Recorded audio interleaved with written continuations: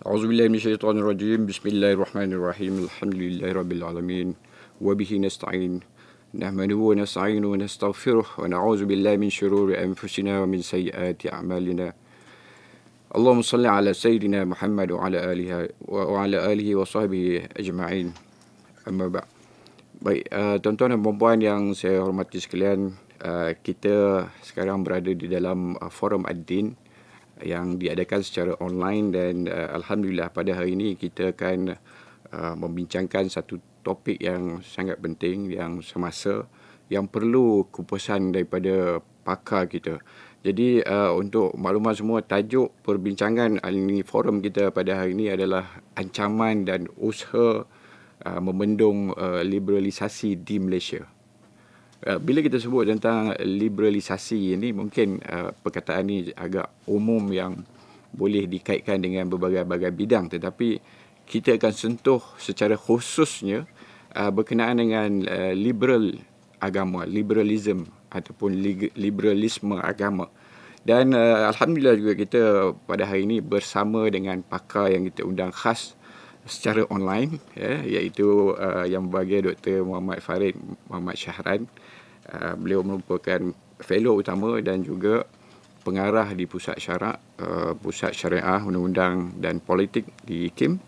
Dan juga seorang lagi panel yang tidak asing lagi, nama beliau dalam bidang pemikiran dan falsafah, iaitu Prof. Madya Dr. Khalif Muammar Abdul Haris, yang merupakan pengarah Pusat Kajian Tinggi Islam, Sains dan Peradaban, ataupun dalam bahasa Inggerisnya panggil Center for Advanced Studies on Islam, Science and Civilization, ataupun singkatannya KASIS UTM. Jadi kita akan mula sepak pertama ini dengan memberi satu gambaran umum berkenaan dengan topik perbincangan kita. Tanpa melengahkan masa, saya jemput dan mempersilakan Dr. Muhammad Farid Muhammad Syahran untuk memberi sedikit gambaran tentang satu soalan, Doktor. Satu soalan, tetapi ada dua perkara, iaitu pertama, apa yang dikatakan faham liberalisme dan juga fahaman liberalisme di Malaysia. Silakan, Doktor. Bismillahirrahmanirrahim. Assalamualaikum warahmatullahi wabarakatuh.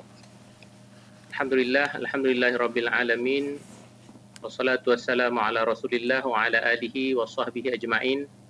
Rabbi shrah li sadri wa yassir li amri wahlul 'uqdatam min lisani yafqahu qawli. Subhanaka la ilma lana illa ma 'allamtana innaka antal alimul hakim wa la haula wa la quwwata illa billahil aliyyil azim. Kepada Cik Makno Omar selaku moderator forum bicara ad-din kita pada kali ini. Yang saya hormati sahabat saya Profesor Madya Dr. Khalif Muammar dari KASIS UTM. Alhamdulillah, kita bersyukur kepada Allah Subhanahu Wa Taala kerana hari ini dapat bersama-sama dalam forum bicara ad-din membincangkan tentang tajuk ancaman dan usaha membendung liberalisasi di Malaysia. Seperti yang ditanyakan oleh Encik Makno tadi, faham liberalisasi ataupun liberalisme ini merujuk kepada satu aliran falsafah pemikiran yang menjunjung tinggi faham kebebasan dan hak asasi seorang manusia. Sememangnya faham liberalisme ini kadang-kadang dikelirukan dari segi takrifannya, sehingga kan ramai yang terkeliru apabila kita membicarakan tentang faham liberalisme. Mereka menyangka bahawa bila kita mengkritik misalnya faham liberalisme, mereka menyangka bahawa Islam ini tidak terbuka dan tidak menjunjung kebebasan. Saya kira itu yang kita harus faham. Memang dalam konteks umumnya, liberalisme itu boleh dikaitkan dalam pelbagai aspek kehidupan dan pelbagai bidang dalam kehidupan manusia. Ada kalanya liberalisme itu digunakan dalam konteks yang positif. Misalnya kalau kita bercakap tentang liberalisasi ekonomi misalnya, membuka dan membebaskan ekonomi itu supaya dia lebih terbuka misalnya. Di situ ada unsur positifnya. Begitu juga kalau kita bercakap dalam konteks politik, liberalisasi politik misalnya, dalam konteks ada ruang demokrasi untuk masyarakat menyuarakan pandangan misalnya, ataupun pelbagai pihak menyuarakan pandangan. Tetapi seperti yang Encik Mano juga sebut tadi, bila kita membicarakan liberalisme dalam konteks agama, di situ kita harus berhati-hati. Pertama kerana falsafah liberalisme ini dia lahir rahimnya di barat. Dan dia ada konteks sejarahnya bagaimana ia lahir. Misalnya di barat itu dulu babak sejarah mereka itu pernah dikuasai oleh institusi agama, institusi gereja misalnya. Dan penulis-penulis dan sejarawan barat sendiri mengungkapkan bahawa zaman yang dipanggil zaman agama itu merupakan zaman yang dipanggil juga zaman yang gelap, zaman yang akal manusia misalnya ditekan dan sains dan ilmu itu tidak dapat berkembang dengan bebas. Jadi bila berakhirnya zaman yang dipanggil zaman pertengahan atau zaman yang dikuasai oleh agama itu, bermulalah zaman yang dipanggil zaman kebebasan, yang dipanggil enlightenment atau renaissance, di mana akal manusia itu dikatakan bebas untuk berfikir dan juga mengeluarkan idea-idea dan sains dan falsafah berkembang. Maka bila disebut tentang liberalisme agama, salah satu sejarahnya ialah bagaimana Barat membebaskan masyarakat mereka daripada kongkongan agama seperti mana yang saya sebutkan tadi. Nah, kalau kita bicara tentang Islam, liberalisme agama dalam Islam, kita tidak harus terperangkap dalam konteks sejarah yang sama. Maksudnya kita harus lihat sejarah kita sendiri. Dalam Islam, falsafah, sains dan ilmu itu dan agama, akidah, doktrin agama itu tidak bertentangan, malah dia harmoni. Maka oleh kerana itu tidak sesuai bila kita berbicara tentang liberalisme agama dalam konteks Islam. Kenapa? Kerana Islam itu sendiri merupakan agama yang memang membebaskan. Kalau kita lihat sejarah Islam datang dahulu zaman junjungan besar Nabi Muhammad SAW, Islam datang membebaskan masyarakat Arab jahiliyah dari budaya dan cara hidup yang menekan dan mengongkong misalnya, dan wanita dan anak-anak perempuan misalnya tidak diberikan hak malah untuk hidup dan untuk mendapat keselesaan dalam kehidupan. Jadi oleh kerana itu Islam itu datang sebenarnya membebaskan dan tidak wajar untuk kita mengangkat satu wacana mengatakan bahawa kita perlu liberalisme agama dalam Islam.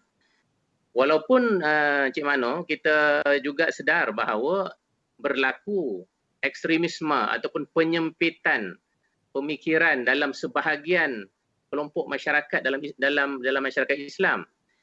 Misalnya ada ekstremisme yang membawa kepada terorisme misalnya. Yang itu kita tidak nafikan.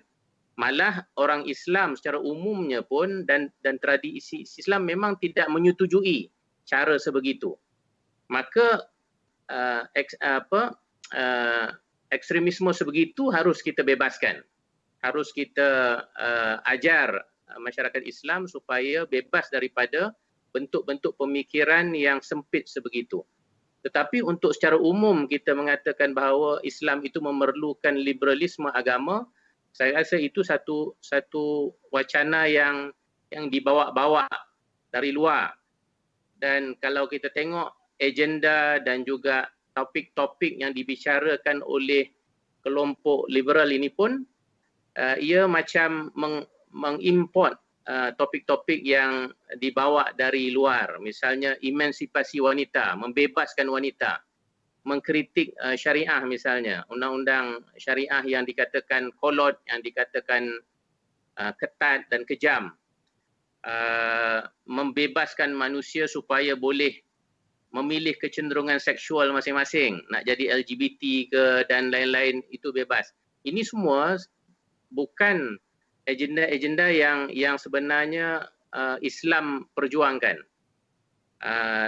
Kalau ada orang Islam yang terpengaruh dengan faham-faham sebegini, ini satu perkara yang kita harus baiki dengan tarbiyah, dengan takdib, dengan pendidikan supaya masyarakat Islam itu sekali lagi mempunyai faham kebebasan yang betul dan tidak terpengaruh dengan faham liberal yang dibawa dari luar. Saya ingat itu beberapa penjelasan yang mungkin membolehkan kita sedikit sebanyak faham tentang makna liberalisme dan kesesuaiannya dalam konteks masyarakat Islam kita, khususnya di Malaysia ini, Encik Makno. Terima kasih.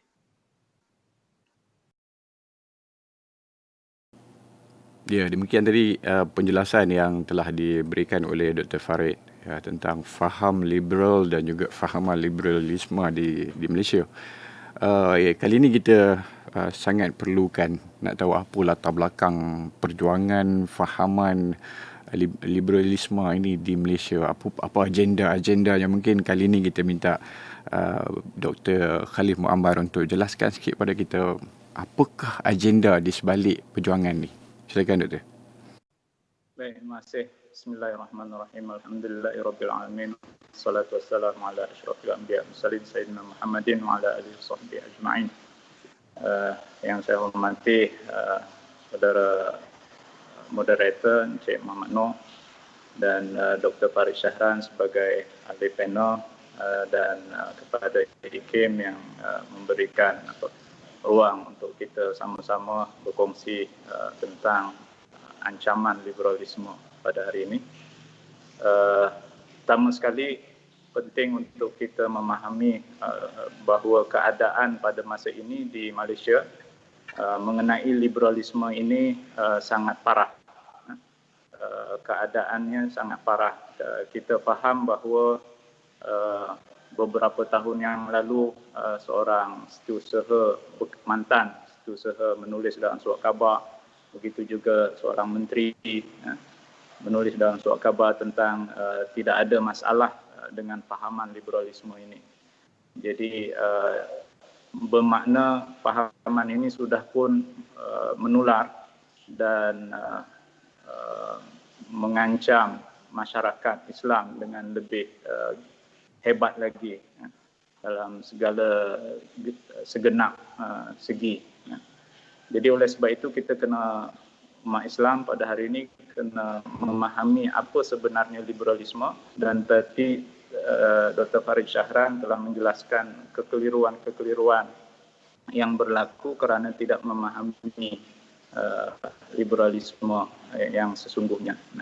Jadi oleh sebab itu saya telah menulis sebuah makalah, siapa yang menginginkan penjelasan dengan lebih lanjut tentang Islam dan liberalisme secara ilmiah lah yang saya akan sampaikan ini untuk masyarakat awam. Kita permudahkan sedikit. Saya merujuk kepada definisi liberalisme yang diberikan dalam Encyclopedia Britannica tahun 63. Di situ dijelaskan bahawa liberalisme adalah the creed, philosophy and movement. Satu akidah, satu kepercayaan, satu falsafah hidup dan satu gerakan which is committed to freedom as a method and policy in government, yang berpegang teguh kepada prinsip kebebasan sebagai satu cara dan dasar dalam kerajaan, as a organizing principle in society, sebagai satu prinsip yang mengatur dalam kehidupan masyarakat, and as a way of life, dan sebagai cara hidup for the individual and community, untuk individu dan masyarakat. Jadi daripada definisi ini jelaslah tentang hakikat sebenar liberalisme itu. Dia mencakup ruang lingkup yang sangat luas, bahkan sebagai satu keyakinan, satu kepercayaan, dan kepercayaan ini ingin menggantikan agama mereka ingin keluar daripada yang mereka sebut kongkongan agama. Jadi bagi mereka agama ini mengongkong kehidupan manusia, dan oleh sebab itu dalam hal moral, dalam hal kepercayaan, dalam hal bernegara, semua bidang kehidupan mereka tidak mahu lagi merujuk kepada agama, tidak mahu ada campur tangan agama. Bahkan negara, bahkan mana-mana otoriti tidak boleh mengatur kehidupan agama, kehidupan individu dan masyarakat, melainkan akal manusia itu sendiri. Kebebasan diangkat yang paling tinggi, dan oleh sebab itu yang saya ingin garis bawahi di sini 4 perkara yang menjadi prinsip dan agenda liberalisme. Yang pertama adalah pemisahan antara agama dengan negara, antara politik dengan agama. Jadi negara yang liberal adalah negara yang memisahkan agama. Jadi agama hanya dalam ruang lingkup yang sempit, ruang lingkup individu. Mereka bagi kebebasan untuk seorang itu beragama, tapi agama tidak boleh dibawa ke ruang publik.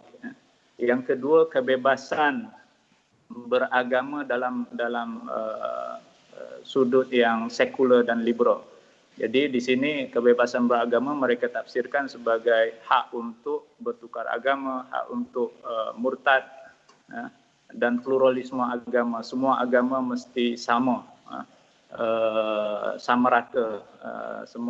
Tidak ada kebenaran yang mutlak.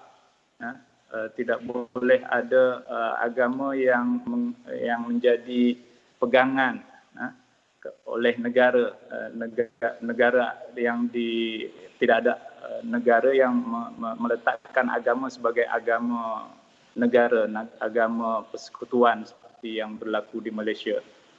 Jadi kebebasan beragama, mereka mahukan agama yang sama rata bagi semua penganut agama. Jadi kalau dalam konteks Malaysia ini, mereka akan berusaha untuk memastikan bahawa agama Islam yang diletakkan begitu tinggi dalam agama, dalam perlembagaan persekutuan itu boleh dihapuskan. Mereka berusaha untuk menghapuskan kedudukan istimewa agama Islam. Yang ketiga, kesamarataan atau equality. Jadi tidak ada contohnya golongan Islam mesti ditafsirkan oleh golongan agamawan, contohnya oleh ulama. Jadi semua orang boleh berijtihad. Tidak ada contohnya ketua rumah tangga, jadi ibu dan bapa mempunyai kedudukan yang sama, lelaki dengan perempuan, contohnya harta waris dan imam solat, dan dalam semua segi lah, termasuk juga dalam pemerintahan. Maknanya tidak ada contohnya sistem monarki, tidak ada sistem beraja yang mana raja mempunyai kuasa. Kalau ada pun dia sistem monarki ataupun raja yang hanya simbol sahaja, tidak ada kuasa apa-apa. Itu semua adalah yang telah pun berlaku, contohnya di Perancis. Revolusi di Perancis telah menghapuskan sistem beraja. Begitu juga dalam negara-negara yang banyak berlaku, bahkan di kalangan umat Islam sendiri, negara-negara Islam dihapuskan sistem monarki dan dibangunkan sistem republik, dan mengikut falsafah pemerintahan yang berlaku di barat. Yang keempat adalah kebebasan berekspresi. Yang ini yang kita lihat baru-baru ini, contohnya muncul kembali isu Charlie Hebdo. Jadi bagi mereka mempunyai kebebasan mutlak untuk menghina, untuk mengkritik, untuk merendahkan mana-mana figur agama, bahkan yang dianggap suci, yang dianggap Nabi pun mereka boleh kritik dan hinakan. Jadi itu adalah bagi mereka satu kebebasan berekspresi. Kita ada hadnya. Bukan kita anti kebebasan berekspresi. Jadi apa-apa yang bertentangan dengan syariat, dan contohnya kita tak boleh bahkan menghina agama lain kerana itu dilarang oleh syariat. Begitu juga kita tak boleh contohnya mengekspresikan diri seorang itu sebagai LGBT, sebagai seorang gay dan lesbian. Jadi kebebasan itu mestilah mengikut ruang lingkup yang dibenarkan oleh syariat. Perkara-perkara yang bertentangan dengan syariat tidak diterima dalam Islam, dan oleh kerana itu dalam sebuah negara yang mendaulatkan Islam, kita tidak boleh menerima kebebasan berekspresi yang sedemikian. Jadi pada umumnya, kalau boleh saya simpulkan di sini, prinsip-prinsip bagi liberalisme, prinsip-prinsip liberal dan nilai-nilai liberal itu mengatasi agama, mesti boleh menggantikan agama. Jadi agama tidak lagi menjadi pegangan dan rujukan dalam masyarakat. Itu ini sangat berbahaya dalam konteks masyarakat Islam khususnya. Dan yang kedua, apabila liberalisme dan nilai-nilai liberal, prinsip-prinsip liberal itu dijunjung tinggi melebihi pada agama, maka agama pula yang mesti ditafsirkan semula mengikut kerangka yang liberal. Dan kita lihat perkembangan baru-baru ini di Indonesia, ada seorang profesor contohnya di sebuah universiti Islam yang menghalalkan perkahwinan sesama jenis. Begitu juga seorang imam di Amerika yang mengaku dengan bangganya seorang gay. Dan hal-hal seperti ini kita lihat semakin rancak berlaku di dunia, di kalangan umat Islam yang ingin melepaskan diri daripada apa yang disebut dengan kongkongan agama. Jadi agama pula yang mesti tunduk kepada pentafsiran yang liberal, yang mengikut world view, mengikut pandangan alam sekular dan liberal itu. Jadi sekali lagi saya ingin tekankan, krisis yang berlaku pada hari ini berkaitan dengan liberalisme ini sangat parah, dan oleh sebab itu umat Islam mesti memahami akan ancaman yang berlaku dan melakukan sesuatu agar ia tidak merebak dengan berleluasa. Terima kasih. Terima kasih Dr. Khalif. Dah jelas pada kita bahawa sebenarnya ada gerakan, ada usaha-usaha ataupun agenda yang telah disusun dalam menjayakan ataupun membawa fahaman yang telah dijelaskan oleh Dr. Farid tadi tentang kebebasan ataupun usaha untuk memisahkan agama dalam politik, dalam takbiran, dalam perlembagaan dan daripada negara itu sendiri, sehingga melibatkan agenda-agenda ini sama ada ianya agenda yang jelas ataupun agenda yang berselindung di bawahnya. Tapi mungkin ada sesetengah orang berpandangan berbeza dengan perkara ini. Mungkin ada mengatakan bahawa ini adalah hanyalah mungkin sekadar perbezaan pandangan, kan. Jadi mungkin selepas ini kita akan minta Dr. Farid jelaskan sedikit. Tapi untuk tuan-tuan dan puan-puan yang mengikuti program ini, kita dalam Forum Ad-Din membicarakan tajuk ancaman dan usaha membendung liberalisasi di Malaysia. Forum Ad-Din pertama kali dan julung kalinya kita adakan secara online untuk manfaat bersama. Dan siapa-siapa yang mengikuti program ini, sila like dan share, InsyaAllah untuk membanyakkan lagi viewer dan kita boleh dapat manfaat perkongsian bersama ini. Jadi dalam pusingan yang kedua ni Dr. Farid, ada orang berpandangan bahawa dalam Islam banyak perbezaan pandangan, banyak sudut-sudut yang boleh kita kata ada rukhsah, ada ruang yang boleh kita bagi kebebasan untuk berfikir dan berkarya di dalam bab memilih fahaman-fahaman tertentu. Mungkin ada yang terlangsung daripada dia ada mazhab yang dia suka, ada mazhab yang dia tak suka. Berbalik kepada fahaman liberalisasi ataupun liberal Islam ini juga, mereka mengatakan ini hanyalah sekadar perbezaan pandangan ataupun perbezaan pendapat. Apa pandangan doktor berkenaan dengan statement ni? Terima kasih Encik Mano dan Dr. Khalif selaku rakan panelis. Saya rasa di situ ada sedikit kekeliruan kalau kita mengatakan bahawa disebabkan kita boleh berbeza pandangan, maka pandangan dari sudut liberal ini harus dikira dan diterima sebagai salah satu sudut pandang yang sah dalam Islam. Memang bunyinya itu seperti okey, tetapi kita kena ingat beberapa perkara tentang persoalan perbezaan pandangan ini. Pertamanya, memang kita akui bahawa perbezaan pandangan itu pada ketika-ketikanya dia memang membawa kepada satu rahmah. Malah ada kata-kata mengatakan ikhtilaf fi ummati rahmah. Ikhtilaf pada umatku itu adalah satu rahmat. Tetapi ikhtilaf yang dipanggil rahmah itu adalah ikhtilaf yang merujuk kepada perbezaan pandangan dari sudut furu', dari sudut cabangan yang dari satu segi memperkayakan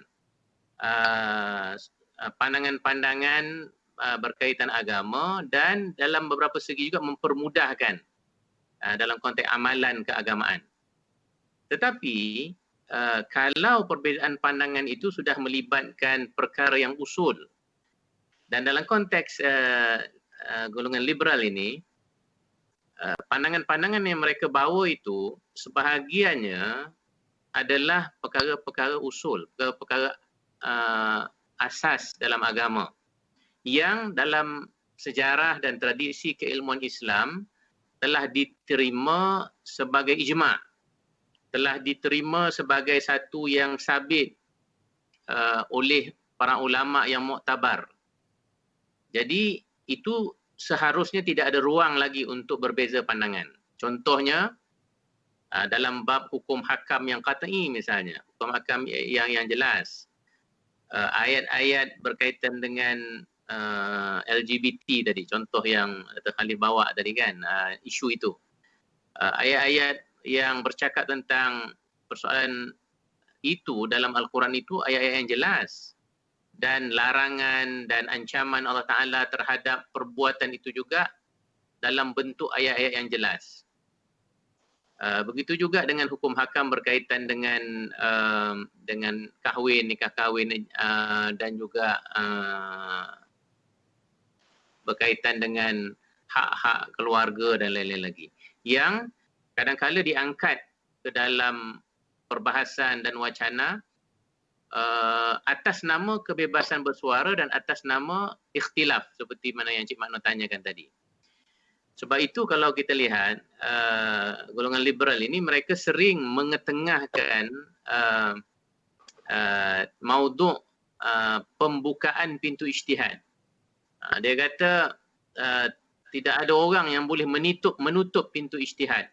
Semua orang sepatutnya boleh berijtihad, bebas berijtihad. Semua kelompok boleh berijtihad. Lagipun dia kata pandangan agama ini bukan mutlak. Dia bergantung kepada pandangan ulama, fuqaha berkaitan dengan suatu perkara. Sebab itu dia tengok dalam sejarah, disebabkan fuqaha ramai lelaki, maka tengok hukum hakam banyak menyebelahi lelaki. Ini bagi saya kekeliruan-kekeliruan yang diketengahkan untuk menjustifikasi, untuk membolehkan mana-mana kelompok pun bercakap atas nama kebebasan bersuara. Yang ini agak bahaya. Sebab itu, Encik Makno, kita kena ingat bahawa dalam Islam kita ada konsep ataupun prinsip sumber-sumber yang muktabar. Misalnya dalam konteks memahami sumber agama kita iaitu Al-Quran dan Al-Hadis. Kita ada tafsir yang muktabar yang kita dah dianggap oleh para ilmuwan dan para ulama Islam, memang rujukan-rujukan itu merupakan rujukan yang muktabar. Misalnya hadis tafsir-tafsir yang awal seperti tafsir Ibnu Abbas misalnya, itu merupakan tafsir yang muktabar kerana Ibnu Abbas hidup bersama dengan Rasulullah SAW. Dan Rasulullah sendiri mendoakan Ibnu Abbas, Allahumma faqihhu fid din wa 'allimhu ta'wil. fahamkan Ibnu Abbas itu, ya Allah berilah kefahaman kepadanya tentang agama dan mendalamkan ilmu tentang takwil, tentang memahami Al-Quran itu. Jadi kita tidak boleh atas nama kebebasan ataupun ikhtilaf, kita tak nak terima sumber-sumber rujukan yang muktabar dalam segala aspek keagamaan. Tafsir saya bagi contoh tadi, dalam fiqh pun, dalam fiqh. Sebab itu kita ada mazhab-mazhab yang 4 yang muktabar itu. Kerana tradisi fiqhnya dan usul fiqhnya itu begitu mendalam dalam mengistimbatkan hukum. Ada kaedah-kaedahnya, ada adab-adabnya, ada sumber-sumbernya yang mendalam. Jadi kalau kita bercakap tentang perbezaan pandangan ikhtilaf dalam konteks mazhab-mazhab yang telah diterima dalam sejarah Islam itu tidak ada masalah. Tetapi kalau kita nak datang dengan satu yang baru, dan yang baru ni pula bertentangan dengan semua yang dah ada tu, yang dah diterima secara ijma', itu dah pasti kita tidak boleh terima sebagai salah satu perbezaan pandangan ataupun ijtihad yang boleh kita terima. Jadi harus ada batas dalam konteks kita berbeza pandangan. Pertama, ia harus berasaskan kepada hujah dan dalil. Yang keduanya, perbezaan pandangan itu tidak harus merujuk kepada perkara-perkara yang usul, perkara-perkara yang telah muhkamat, yang telah diijma'kan dalam tradisi keilmuan Islam. Yang ketiga, tidak harus berkait dengan hal-hal i'tiqad yang qat'i. Ini kalau bab ada Tuhan pun nak didebatkan atas nama kebebasan bersuara dan kebebasan untuk meninggalkan agama, saya rasa ini bukan sebahagian daripada adab dalam perbezaan pandangan dalam Islam. Mungkin kita melihat budaya begini, macam mana budaya begini merupakan budaya yang terpengaruh dengan falsafah yang dipanggil falsafah subjektivism. Adalah di barat, satu aliran itu dia menganggap bahawa sebenarnya tidak ada pandangan yang mutlak dalam manusia ni, dalam kalangan manusia, termasuklah dalam kalangan ilmuwan. Kerana yang mutlak itu hanya Tuhan sahaja. Kalau dia pergi kepada manusia, itu sudah tidak mutlak, dia kata. Jadi siapa sahaja, tak kiralah dia ilmuwan ke tak ilmuwan, ulama tak ulama, sebenarnya pandangannya boleh kita tolak.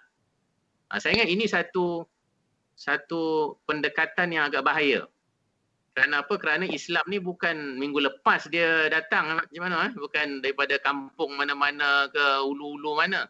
Islam ini sudah 1400 tahun lebih dan dibawa oleh Nabi, Rasul yang berwibawa, yang ada hujah-hujahnya yang kuat, ada bukti-buktinya, ada mukjizat-mukjizatnya, dan diteruskan oleh generasi-generasi yang cukup hebat dan cemerlang sampailah kepada kita pada hari ini. Jadi ia tidak harus ditolak begitu sahaja, tradisi yang begitu panjang ini atas nama kebebasan bersuara, atas nama ijtihad, kebebasan berijtihad, dan atas nama ikhtilaf. Wallahu a'lam. Baik, terima kasih Dr. Farid. Itulah jelas, sangat jelas apabila kita kata fahaman atau pergerakan Islam liberal ataupun setengah kelompok itu panggil liberalisasi agama ini sebenarnya bukan satu sekadar perbezaan pandangan, tetapi sebenarnya satu pergerakan yang perlu kita bendung, perlu kita kenali dan juga kita depani macam mana kita nak berdepani ni. Mungkin kita nak minta Dr. Khalif, pakar dalam bidang falsafah dan juga pemikiran ni, jelaskan sikit kita supaya jelas bagaimana kita nak membaca dan juga mendepani mereka yang memperjuangkan faham liberal ni, Doktor. Terima kasih Cik Muhammad Noor. Setelah kita tahu bahawa ia adalah satu ancaman, dan kita dah menjelaskan melalui berbagai cara, dan tugas masing-masing sekarang ini, kalangan individu, di kalangan agensi kerajaan, di kalangan pendidik, contohnya pensyarah di universiti, bahkan ibu bapa di rumah, masing-masing mempunyai peranan yang penting. Ini adalah cabaran yang baru yang kita hadapi di akhir zaman, dan cabaran ini semakin hebat dari masa ke semasa. Kita tak terbayangkanlah kalau LGBT pada hari ini semakin begitu menyebar luas. Bahkan saya boleh katakan hampir keseluruhan negara Eropah, negara barat telah membenarkan perkahwinan sama jenis. Bahkan bukan sahaja negara-negara barat, negara-negara timur sekalipun, Taiwan sebagai satu contoh. Jadi kita akan melihat bahkan sebahagian negara Islam akan pergi ke arah itu, meniru apa yang berlaku di barat sebagai satu hak asasi manusia. Jadi cabaran-cabaran seperti ini mesti kita fahami. Dia dapat mengganggu gugat akidah kita dan iman kita. Boleh jadi perubahan berlaku dalam akidah, dalam syariah kita, dan itu yang mereka sedang lakukan. Dan apabila semakin ramai orang Islam terkeliru, maka agama kita mungkin boleh berubah, sebab walau bagaimanapun ia adalah amanah kepada kita semua untuk menjaga agama kita itu. Yang pertama sekali yang mesti kita lakukan sebagai individu adalah untuk memahami pertama Islam itu sendiri dengan menyeluruh, dengan mendalam. Yang kedua, peradaban barat dan pemikiran-pemikiran, faham-faham yang datang daripada peradaban barat, seperti contohnya sekularisme, liberalisme.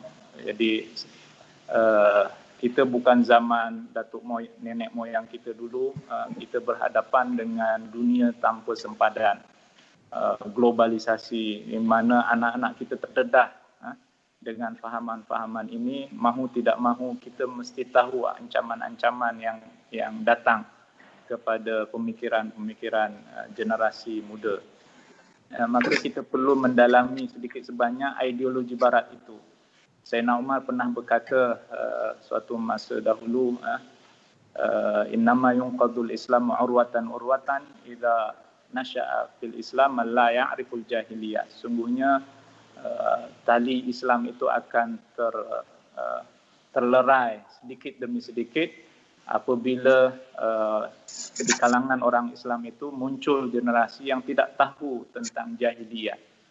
Sebab majoriti sahabat mereka mengalami zaman jahiliyah. Jadi mereka dapat membezakan zaman Islam macam mana, zaman jahiliyah macam mana. Bila orang Islam yang generasi baru hidup zaman Islam, mereka tidak boleh membezakan mana yang batil. Mereka tahu yang hak, tetapi pengetahuan mereka yang hak juga tidak dibantu dengan pengetahuan yang batil. Jadi bila kita tahu yang batil, kita tahu membezakannya dengan yang hak, maka pegangan kita kepada yang hak itu akan lebih kukuh, lebih kuat. Jadi oleh sebab itu penting untuk kita memahami cabaran di luar sana yang boleh mengganggu gugat akidah dan iman kita. Bukan hanya tahu Islam. Islam itu pun kita mesti sentiasa perdalami, fardu ainnya, fardu kifayahnya, dan dalam konteks semasa. Maknanya dia bukan fardu ain yang statik, solat 5 waktu dan sebagainya, tapi juga fardu ain yang dinamik, yang kata Profesor atas, dia sentiasa berkembang. Fardu ain yang memerlukan kefahaman kita kepada contohnya etika dan moral Islam dalam konteks zaman sekarang. Bagaimana kita boleh berpegang kepada etika moral yang semakin mencabar apabila godaan-godaan duniawi itu semakin hebat, maka orang boleh melupakan sifat takwa dan ihsan kita dalam beragama. Itu pertama, kita mesti memahami Islam dan Barat sebagai worldview, dan berlakunya clash of worldviews, perbenturan, perbenturan,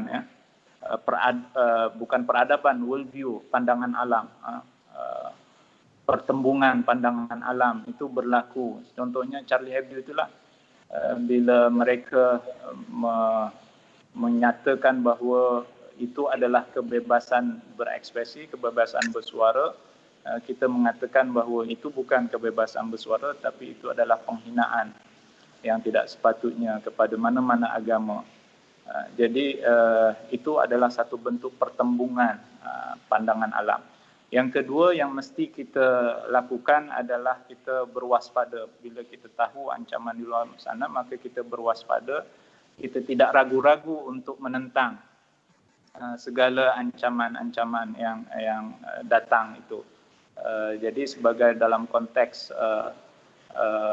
bernegara kita mesti menggunakan salur-saluran yang betul.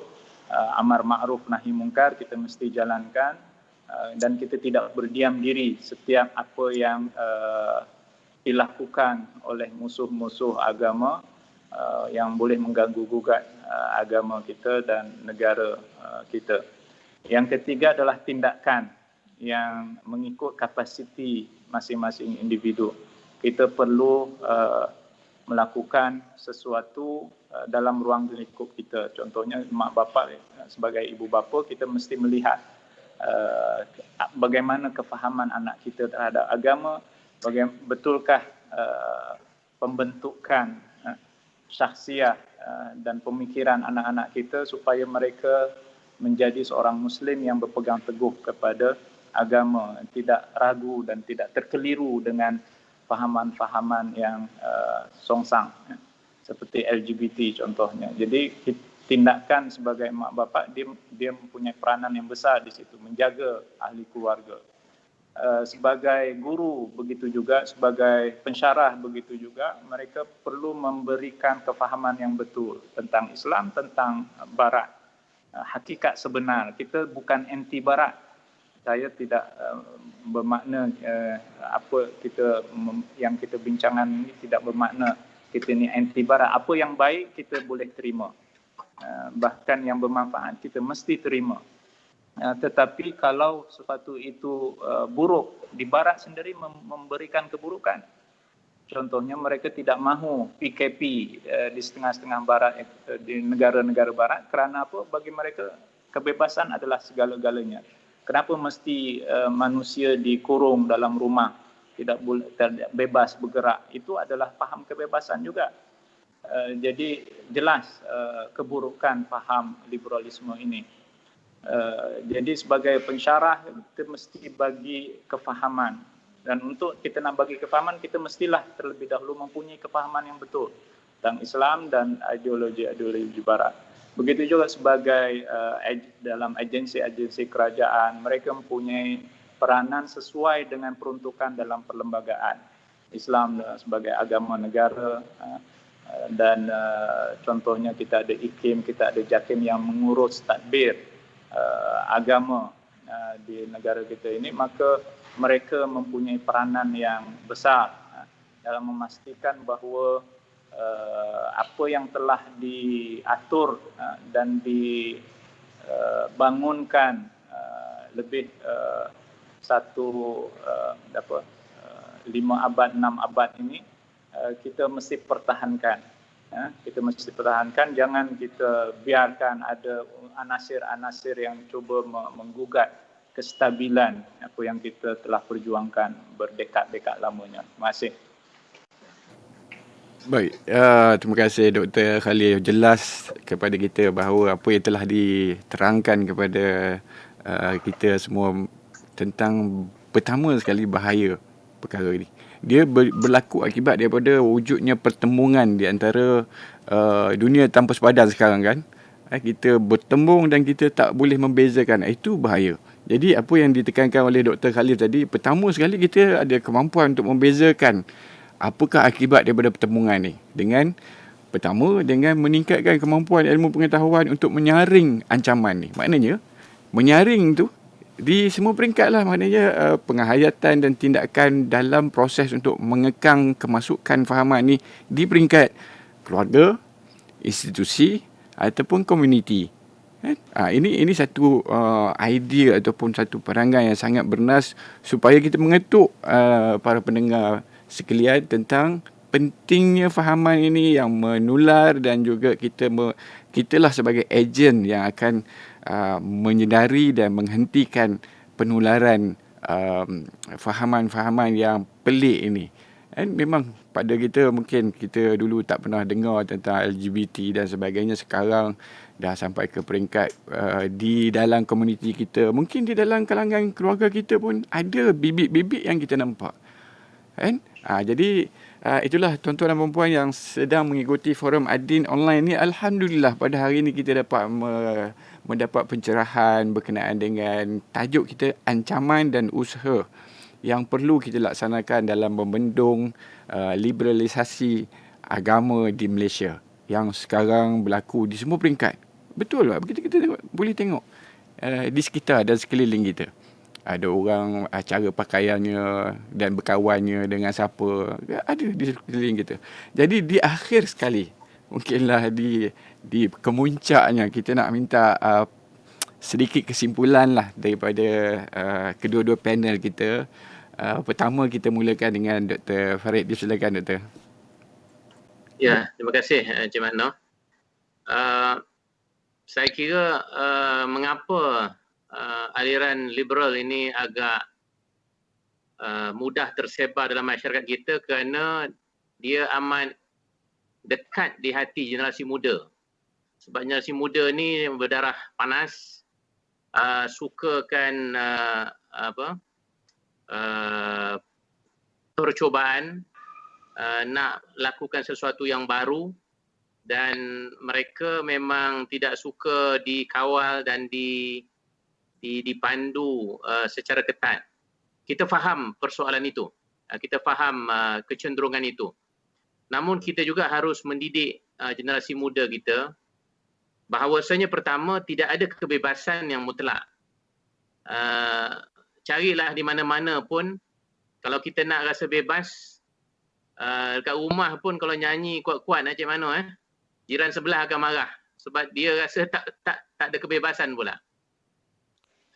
Jadi tidak ada yang namakan kebebasan mutlak, itu satu. Yang keduanya, sebenarnya kebebasan yang hakiki itu letaknya pada agama. Kerana apa? Kerana agamalah yang membawa dan membimbing kita untuk berpegang kepada ikatan yang akan menyelamatkan kita dan membebaskan diri kita daripada ikatan-ikatan yang akan merosakkan. Contoh seperti hawa nafsu kita sendiri. Contoh seperti ikatan penghambaan antara manusia sesama manusia. Tidak kiralah dalam bentuk doktrin falsafah ataupun politik atau apa-apa sahaja, tetapi yang ikatan sesama manusia itulah yang sebenarnya membawa kecenderungan kepada kerosakan. Tetapi kalau kita mengikuti bimbingan yang dibawa oleh Nabi kita dan agama kita, insya-Allah kita kembali kepada dahan yang paling kokoh untuk kita berpegang, dan tali ikatan yang paling kuat yang akan menyelamatkan kita di dunia dan di akhirat. Jadi bukan kita menafikan kebebasan, bukan juga kita menafikan keterbukaan, tetapi kita ingin memandu masyarakat dan juga anak-anak muda kita khususnya supaya kembali kepada kebebasan sebenar sesuai dengan fitrah kita sebagai hamba dan fitrah kita sebagai manusia yang diciptakan oleh Allah. Kita bertuhan dan kita harus kembali kepada ajaran Tuhan. Wallahu a'lam. Ya, itulah dia kesimpulan daripada Dr. Farid. Kebebasan bukan mutlak. Dan persekitaran dan zaman ini merangsang agar fahaman ni akan terus menusuk. Dan inilah tugas kita untuk kita mengekangnya. Dr. Khalif, 5 minit. Ya, sebagai kesimpulan, saya nak tekankan satu perkara penting untuk kita tidak terkeliru. Sebab ada usaha-usaha yang melihat bahawa Islam dengan liberalisme ini bukan ada pertentangan, tidak ada pertentangan. Maknanya mereka boleh amalkan, mereka sebagai Muslim mereka boleh amalkan liberalisme, mereka boleh terima liberalisme, dan bagi mereka tidak bertentangan dengan Islam. Jadi setelah saya sendiri contohnya berbelas tahun mengkaji tentang liberalisme ini, saya dah menjelaskan bahawa berlaku pertembungan pandangan alam, bahawa Islam dengan liberalisme dia akan selama-lamanya bertentangan. Kerana semangat liberalisme itu sendiri ingin melepaskan diri daripada apa yang disebut dengan kongkongan agama. Dan agama itu sendiri mempunyai prinsip-prinsip yang kita menuntut kita untuk berpegang teguh kepada ajaran-ajaran agama, maknanya syariat, mengikut syariat Nabi Muhammad SAW, mengikut hukum hakam yang telah ditetapkan dalam Al-Quran dan As-Sunnah. Jadi kalau kita memasukkan unsur-unsur liberalisme, maka akan berlaku kecelaruan yang luar biasa. Dan yang lebih malang lagi, agama itu pula yang dilunturkan, yang disesuaikan, yang diubah untuk menyesuaikan diri dengan liberalisme ataupun pandangan alam barat. Jadi penting untuk kita fahami bahawa liberalisme dengan Islam tidak mungkin didamaikan, tidak mungkin dapat disesuaikan. Jadi seorang itu perlu memilih sama ada Islam ataupun liberalisme. Dia tidak ada liberalisme Islam, tidak ada. Kalau dia mahu Islam, maka dia mesti menolak liberalisme. Kalau dia menerima liberalisme, maka dengan sendirinya dia akan menolak Islam ataupun merosakkan agama Islam yang dia anutinya sendiri. Itu saja. Terima kasih. Assalamualaikum warahmatullahi wabarakatuh. Terima kasih, Dr. Tuan-tuan dan puan yang saya hormati sekalian, tuan-tuan berada di dalam forum Bicara Ad-Din, terbitan Radio IKIM yang membincangkan tajuk ancaman dan usaha membendung liberalisasi agama di Malaysia, yang kita amat bersyukur dan mendapat pencerahan yang sangat baik daripada kedua-dua panel kita, iaitu Dr. Mak Farid Ahmad Syahran, yang beliau juga sebenarnya merupakan pakar rujuk akidah dan juga ahli majlis fatwa, dan beliau juga menganggotai beberapa agensi dan juga muzakarah MKI dan sebagainya. Dan Dr. Khalif Muammar pula merupakan seorang pakar rujuk di dalam bidang falsafah, pemikiran dan juga ketamadunan. Alhamdulillah. Dengan penjelasan-penjelasan yang telah dilontarkan tadi, boleh kita jadikan bekalan pada kita untuk memahami sebenarnya telah ada dan berleluasa wujudnya ancaman daripada fahaman liberalisasi agama, ataupun orang sebut Islam liberal di Malaysia, yang kita nampak di sekeliling kita berlaku, yang tugasnya letak kepada kita untuk membendungnya dengan penjelasan, dengan cara pendekatan yang telah kita lontarkan tadi oleh ahli panel kita. Mungkin satu langkah mula untuk kita mula menyaring dan melihat dan akhirnya dapat melaksanakan tugas kita, memurnikan, menjaga kemurnian Islam ini, dan juga seterusnya memberi konsep faham yang betul dalam kefahaman Islam dan juga penghayatan Islam, insya-Allah di Malaysia, dan akan menurai ke seluruh dunia, insya-Allah. Inilah cara dan juga pendekatan yang sebenarnya yang telah dibawakan oleh junjungan kita Nabi Muhammad sallallahu alaihi wasallam. Jadi sehingga setakat itu saya rasa forum Ad-Din, forum Bicara Ad-Din pada kali ini yang membincangkan tentang ancaman liberalisasi agama di Malaysia. InsyaAllah kita akan bersama lagi di masa akan datang dalam topik-topik yang lebih semasa dan juga memberi penjelasan yang lebih baik kepada semua pendengar yang mengikuti program kita, insyaAllah. Dan kepada kedua-dua panel kita ucapkan ribuan terima kasih di atas keahlian mereka dalam bidang dan juga penjelasan yang mudah, jelas, dan alhamdulillah kita dapat penjelasan yang amat baik pada hari ini. Jadi sehingga ke saat itu, wabillahi taufiq wal hidayah. Wassalamualaikum warahmatullahi taala wabarakatuh. Assalamualaikum.